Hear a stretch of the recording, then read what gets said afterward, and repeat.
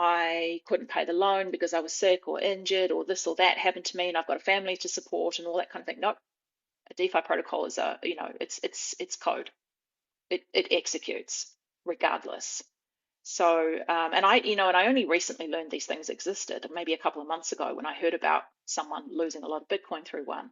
And that just shocked me when I looked into it. I thought, how can this even be? That to me was almost on the same level as platforms like Celsius, maybe even worse. So, yeah. So I'm not pro borrowing against your Bitcoin. I'm very happy because I'm very much against it also. I told you that before when I started earning in Bitcoin, and then slowly a small percentage was not a problem, but all of a sudden I got to have a huge percentage of my income be in Bitcoin.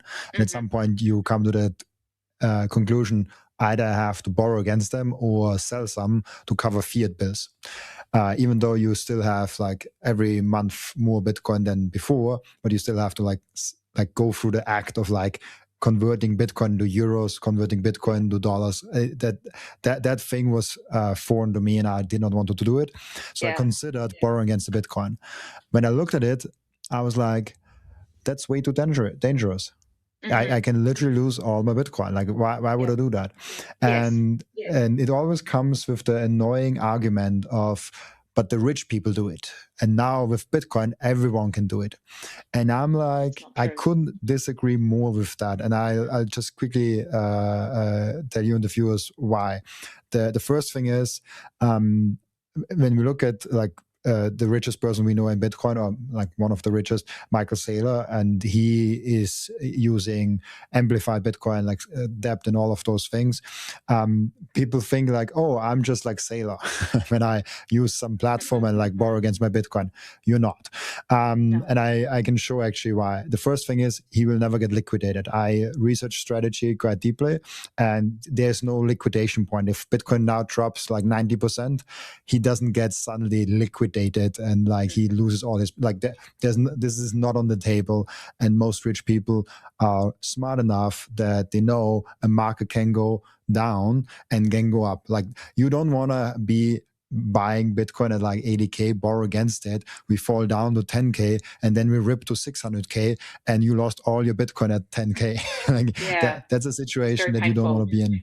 Yeah. And then one thing that you always have to consider is the duration and the interest rate. And I would just want to bring that thing up because I always show this to people that say, I just do it like Saylor.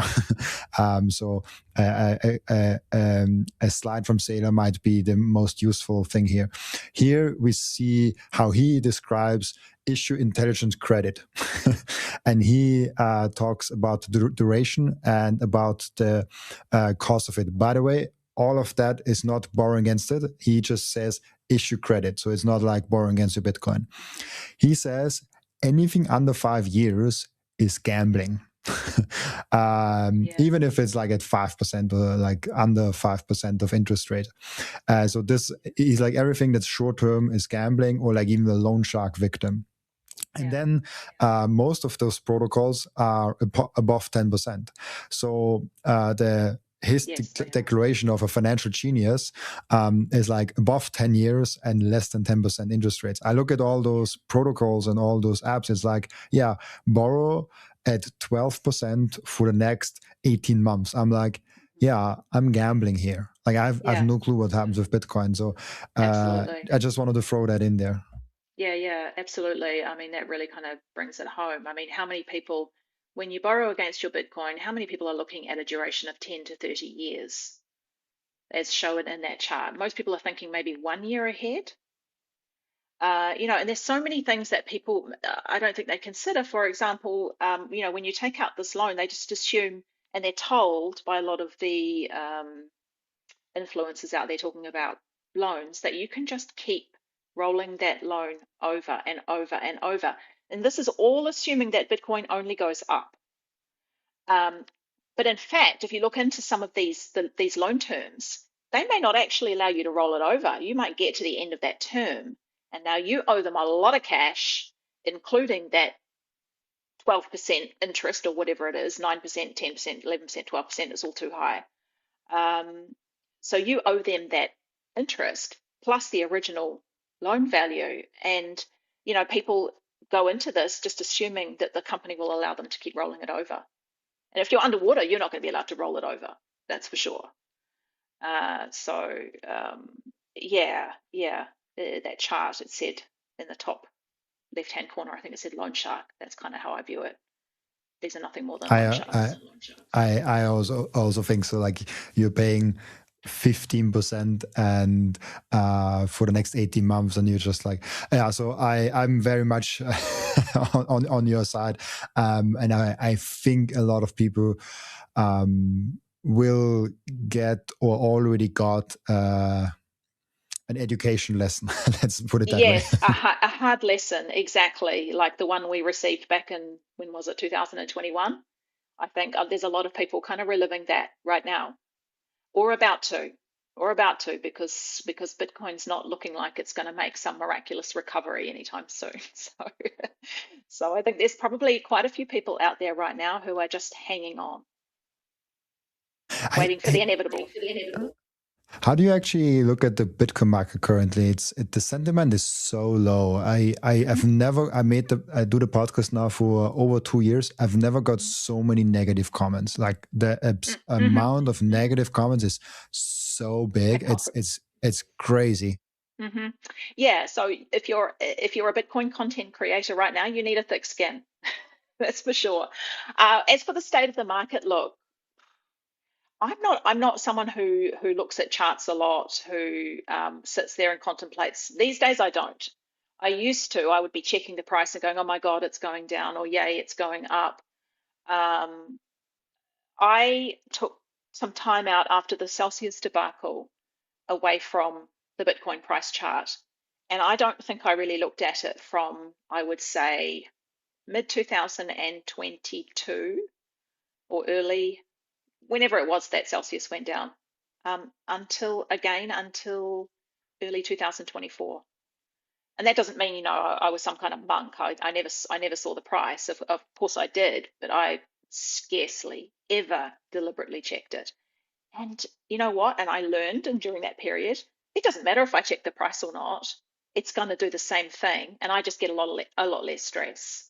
So I don't make a habit now of checking the current dollar price of Bitcoin, because I'm at the point now where I wasn't before, where I can see its value beyond dollars.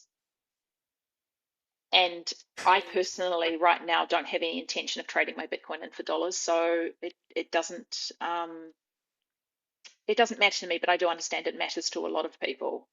And what you were saying before about, you haven't received so many negative comments in 2 years. I always know. In fact, this is funny. Maybe you have the same thing. I sometimes know there's something going on with Bitcoin without even checking the price, because I'll get an influx of views and comments. And if they're all negative stuff, I go, oh, yep, Bitcoin price is dropping. And then sometimes some of my more number go up type videos, if I suddenly get lots of viewers on those, I think, Bitcoin must be going up again. So it's kind of funny. Content sort of becomes a gauge. But yeah, you're right. Like, I just made a video about Bitcoin versus gold. And actually, I had made that video before, when gold was still going up quite a lot, but I didn't get a chance to post it because we had the storm and we lost power and connectivity and everything. So I posted it quite late. And by the time I posted it, it was quite out of date. But I thought, oh well, it doesn't matter. I'll post it anyway. And I got you get the criticisms from the gold people, and look at your Bitcoin now, and Bitcoin's going to go to zero, and it's not worth anything, and blah blah blah blah blah. It's to me is water off a duck's back now. At first, when I first started, I was like, oh no, criticism.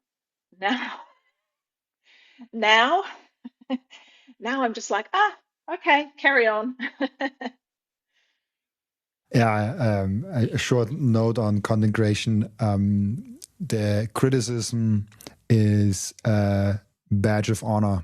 The more you get, the better of a job you actually do. Because with every comment that is hating on you, you have 100 people that actually like your comment, like your content, but just don't say anything. If I looked at a video the other day to make that point to a friend of mine, because he was also getting into content creation, and I showed him a video of mine, and that was particularly harsh. That was a particularly harsh against me and the guest. And I showed him all the comments, and he's like, "Oh, how can you live through that? How can you live through it?" And then I showed him the numbers. I showed him the video got around 10,000 views, and there were about like 200 comments. Let's say all 200 comments are negative, but the video got 1,000 likes. And the video got 10,000 views. So you are listening to a small minority of people that are loud and making a lot of noise. But actually, there is a very big crowd that applauds in silence and just loves your content. Otherwise, they wouldn't watch it. The most important thing for your Bitcoin journey is not buying Bitcoin, but it's how to keep them. And yes, you have maybe the right tools, but how do you actually go ahead and stick it all together so it's the most secure for you personally? Self-custody is a deeply personalized journey, and the Bitcoin way is helping you exactly finding that correct setup for you personally. They are also helping you with securing your own cybersecurity. And if you want to go one step above all that, you can even get a consultation for a Plan B residency. Go to thebitcoinway.com/Robin and you will get a 30-minute free consultation. I finally and officially mine Bitcoin. This is not just something to stack more Satoshis, but it's most importantly also to support the network. Individual miners are the ones that keep the Bitcoin network decentralized. And by the way, you get KYC-free Bitcoin. That's why I use Simple Mining. I get an actual proper Bitcoin miner. They set it up for me. They repair it if it breaks down. And most importantly, they let me choose the pool and even connect my own full node. I'm completely sovereign and I'm completely in control, and I can sign up with Ocean, no account needed. I just give them a Bitcoin address and then there's mining going on. No KYC, nothing. So if you're ready to mine Bitcoin, go to simplemining.io, tell them you come from Robin, and let's mine Bitcoin together. Yeah, and I think about me as a consumer of content. I do that. I mean, I've seen some fantastic videos, some amazing interviews with really, podcasts with really interesting people. Generally speaking, I will like it, but I don't usually make any comment. I'm one of those. I'm one of the lurkers. And then I think, wait a minute, why would I expect other people not to act like that as well? So I think you're absolutely right. This is the very reason why I've never asked for people to subscribe, like, and comment. I've never done that. I don't know if you ask for that, but I've never. I never do that because I just don't do it. I'm a big fan of a lot of big YouTubers, and I don't know why, but I've never subscribed, I never comment, I never even like. I think there is not a single liked videos in my in my YouTube channel because I just watch it, and if I really like it, I share it with friends. That's what I do. That's probably also the best thing you can probably do for the algorithm. Share it around so people can watch it. But that's literally the only thing I do.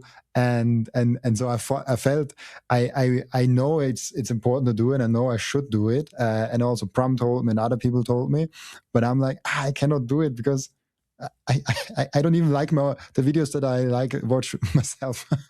Yeah, no, I understand. Yeah. Yeah, really cool. By the way, on the topic of popular YouTube videos, you told me before that one of your most watched videos was the wealth levels. I just want to touch on that because I think it's actually really interesting. I made a lot of videos on that note with you need 0.1 Bitcoin, you need that amount of Bitcoin. People really like comparing their stack to how they are doing. And in the beginning, I was kind of dismissive to that. But the more I looked at it and the more I actually looked at the comments, I feel like it actually motivates people a lot of like, hey, I want to get to that goal. And like, I work really hard. I save more money. I try to get there. If they don't borrow against that, if they do it responsibly. How do you look at that topic of having a stacking goal and comparing yourself in like the Bitcoin universe? Look, I mean, I've made videos about it. People have responded well. I think that you definitely get a much broader appeal to people if they have something concrete. So I'm a very much an analytical person. I love data. I love charts. I always love looking at the numbers and all that kind of thing. And I think a lot of people need something concrete. So they need to know I am in this category. It's like the whole INTJ, INTP, the personality types. People love to be categorized. They love to be able to categorize themselves so they know where they stand against other people. And I don't think there's anything wrong with that. It's really, for me, I started off doing stuff like that, and it really grew my channel. If I had started off talking about warning people about the dangers of lending or talking about more philosophical topics, I don't think I could have had the reach um, that I have now. So it was kind of a necessary evil. It's not really evil, but it was a necessary, for me, I saw it as a necessary way to start. People love numbers, and we know that the number go up attracts people because that's how most of us started, you know. Um, so yeah, I think that uh, if you can give something, if people want to understand where they are, I mean, even that, going back to that internet, Bitcoin as internet in 1995 concept, it gives people something concrete to compare it to. It kind of provides almost like a little roadmap that so people can understand it against something that they already know. And it's the same with, say, Bitcoin wealth categories. I mean, it was just such the Bitcoin wealth categories, it was such a sort of a silly little video. I made up these categories, like I just dreamed up, this category is a Vespa, and this category is a um, Hyundai, and this category is a Tesla. I can't even remember what it was now. And people loved to be able to go into the comments and say, I'm a Tesla or I'm a Lamborghini. So it was quite funny. But yeah, like I said, it was one of my early videos, and I struggle. I can't watch my early videos because they were terrible and I was so wooden. But anyway. I'm the same way, and I think 95% of YouTubers are this way. Hmm. So also, by the way, not only Bitcoiners but also successful YouTubers have a tendency to be introverted. It's interesting, isn't it? I was not aware of that, but I watch a lot of podcasts about YouTubers and how they are, and most of them say, at least, I don't know if it's true, but say at least that they are introverts, and it's interesting. It's almost like those people that I cannot like. I'm happy that I'm a podcaster and people come up to me, but I have a very hard time going up to people and saying, "Hi, I'm Robin. Nice to meet you." Like Yeah. it's like I'm frightened by that, Yes, I which know. I sounds think weird. about those. I think about those big Bitcoin conferences that go on, and actually, that slightly terrifies me. I mean, I've never attended one, but the idea slightly terrifies me. I'm like, oh God, I have to like go and talk to groups of people, and oh, that scares me a bit. Whereas I'm happy to put something out on the internet that 250,000 people watch. A little uncomfortable. I wouldn't say happy. A little uncomfortable about it, but it is what it is. We don't. I didn't start a YouTube channel with the goal of only having 100 subscribers. Put it that way. That's that's not nice. It's I say that now because I when I go to Bitcoin conference, I was at the first Bitcoin conference and I didn't have anything. Like I didn't have a YouTube channel, not a Twitter, nothing. And I just went there, wanted to see all those cool Bitcoiners that I see on YouTube Hmm. in person. And I've not talked to anyone. Like I just like was 2 days at the conference and like haven't talked to like anyone. I was just lurking around like a creep. I was just like, oh, who's here? Who's here? That was literally me. And now I'm still the same guy, but I have the advantage of being a YouTuber. So people that are really interesting and really nice just come up to me and talk with They me, and I'm like, recognize yeah, you. nice. So like Yeah. it's nice because I like talking with people. I just don't like talking like I cannot break the ice. Like I'm not the like, hi, I'm Robin guy, and I'm also not a group kind of a guy. But No, if I'm the someone comes same. up to me, Yeah. it's so nice. So Yeah, yeah, that's I like cool. that more.